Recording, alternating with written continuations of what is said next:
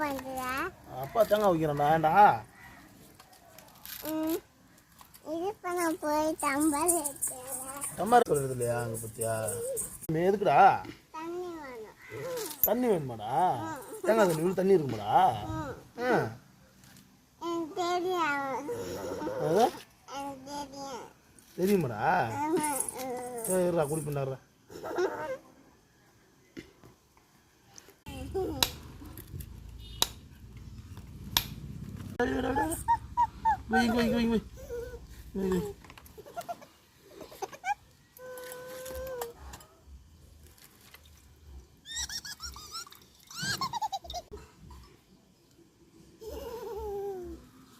முடிய போகுது.